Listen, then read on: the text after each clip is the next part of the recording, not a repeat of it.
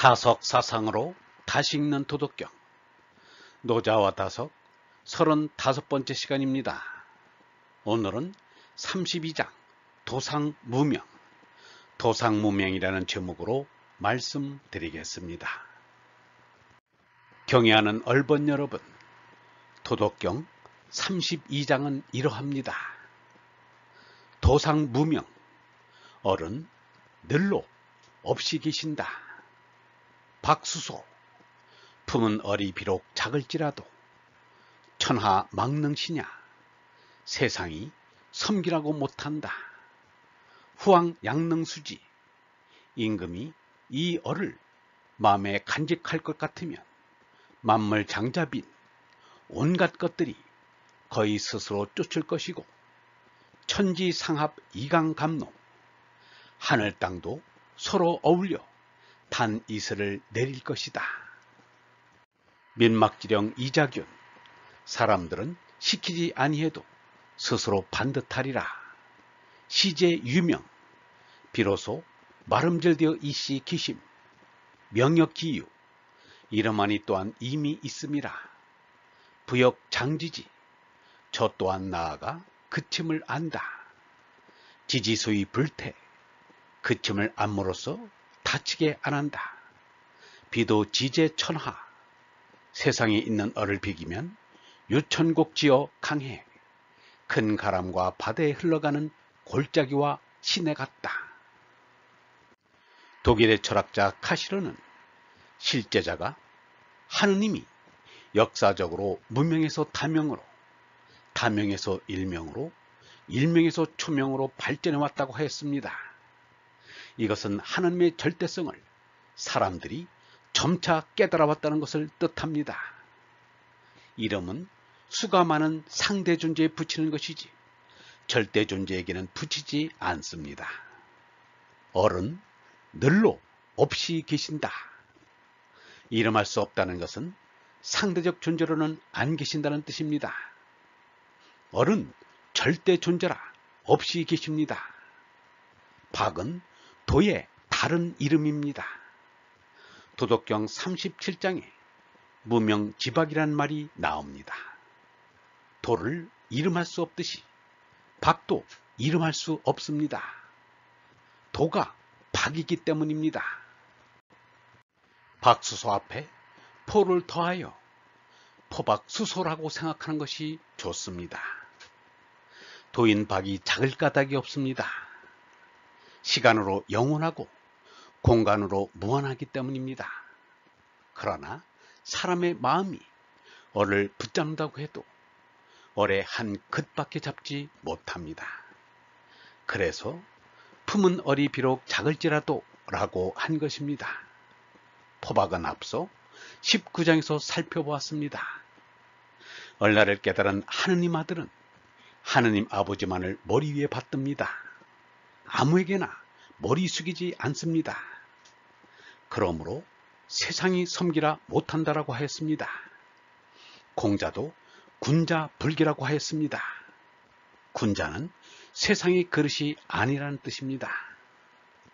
세상의 임금이 만일 마음속에 얼을 품고 간직한다면 만물이 거의 스스로 복종한다고 하였습니다.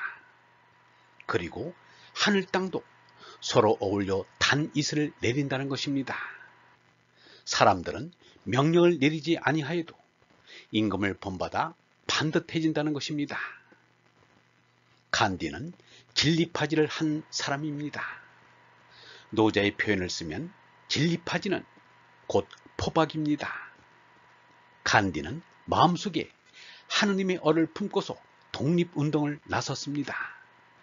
수많은 인도 사람들이 그런 간디를 스스로 쫓았습니다. 인도를 지배하는 영국 총독 정부는 소금 전매법을 만들어 인도인의 소금 생산과 판매를 통제하고 무거운 소금세를 부과했습니다. 간디는 이에 저항하기 위하여 스스로 바다에 가서 소금을 거둠으로써 소금 전매법을 위반하기로 하였습니다. 78명의 제자를 데리고 사바라마티의 아슈람을 출발하여 뭄바이 근처 단디 해안까지 약 400km의 도보 행진에 나섰습니다. 반나의 마하트마 간디가 지팡이를 짚고 대일의 선두에서 걸어가는 모습은 거룩함, 바로 그것이었습니다. 간디의 모습을 보려고 수천 수만의 사람들이 남녀노소 할 것 없이 날마다 간디가 통과하는 연도에 모여서 기다렸습니다. 이리하여 하루하루 인도 국민의 사기는 높아져 갔습니다.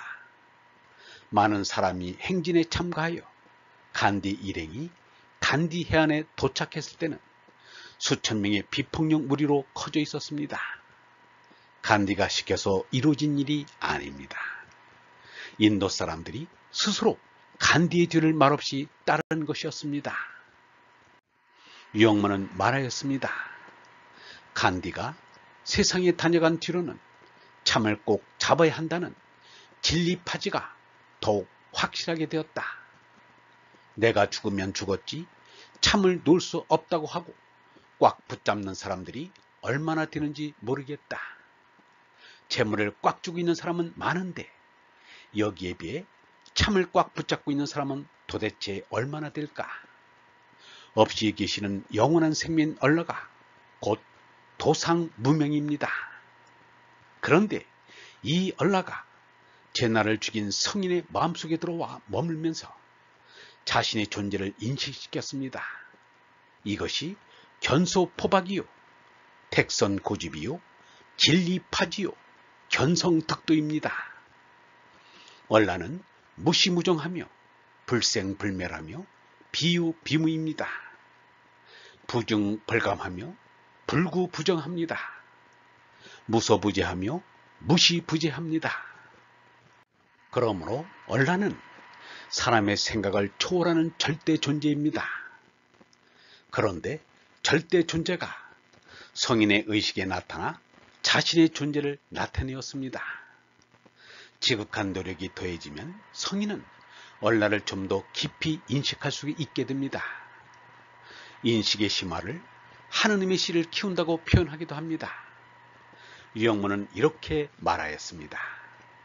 깊이 느끼고 깊이 생각하여 마음을 비게 하고 마음을 밝게 하면 우리 마음속에 깨닫게 되는 것이 있으니 그것은 하느님이 신 우리의 영원한 생명을 키워가야 한다는 것이다.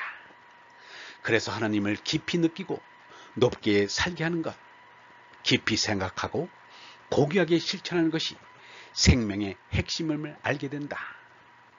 우리가 밥을 먹는 것도 잠을 자는 것도 이 우주의 기운이 올라가고 빛이 내려옴도 다 우리의 얼생명을 키우기 위해서이다.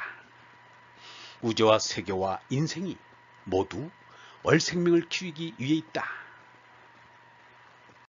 유영모는 그 자신의 마음속에 하느님의 얼생명을 깨달은 체험을 이렇게 말하였습니다. 육체가 무너지고 정신이 산다. 몸은 죽고 얼은 산다. 몸나는 노병사다. 얼라는 진선미다. 몸은 죽어 썩지만 얼은 살아 빛난다. 그러므로 몸은 죽어야 한다. 하늘에서 이루어진 것 같이 땅에서도 이루어지다 하고 죽는 거다. 그것이 아버지의 뜻이다. 미랄 한 알이 땅에 떨어져 죽으러 온 것이다. 몸나는 죽으러 온 줄 알아야 한다. 안 죽는 것은 하느님뿐이다. 하느님의 말씀뿐이다. 하느님은 얼의 생명이기 때문이다. 하느님의 얼이 내 마음에서 말씀으로 샘솟았다. 얼라를 깨달은 성인에 의해 하느님의 얼은 말씀이 되어 진리의 사상이 되었습니다. 시제 유명은 이것을 말합니다. 얼이 비로소 사람이 생각에 제약되었단 말입니다. 그리고는 이름할 수 없는 얼라인데 이름이 붙여져 상대적인 존재처럼 되었습니다. 노자는 얼을 자연, 곡신, 대상 또는 박일도라 하였습니다. 이렇게 하여 이름할 수 없는 절대 존재가 상대적 존재처럼 이름이 붙게 된 것입니다.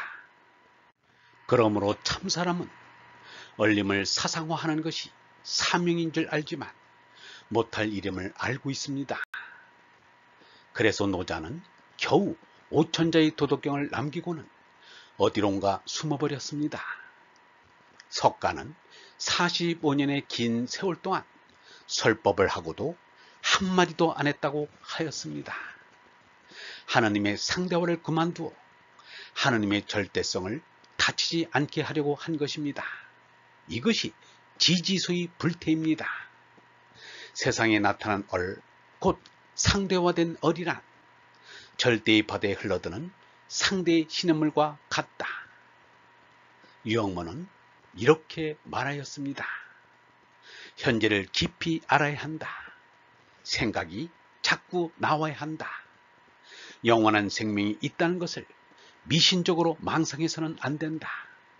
지금 나오는 생각이 자꾸 흘러서 바다가 된다는 것을 알아야 한다.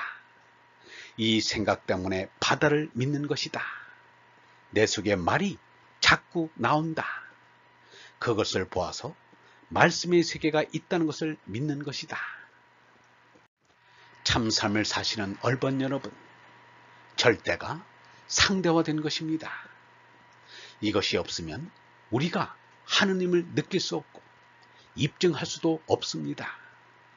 짐승이 몸에서 거룩한 생각이 샘물처럼 쏟아져 나오는 것이 신비입니다. 하느님의 향기입니다. 이 향기를 호흡하며 사는 것이 참 삶입니다. 말씀을 먹고 마시는 얼삼을 사는 것입니다. 진리를 파지하신 얼번 여러분, 우리도 이름 없는 얼을 간직하고 이 세상을 향해 평화와 자유의 행진을 나섭시다. 영성신학원 다속 아카데미의 하늘소리였습니다.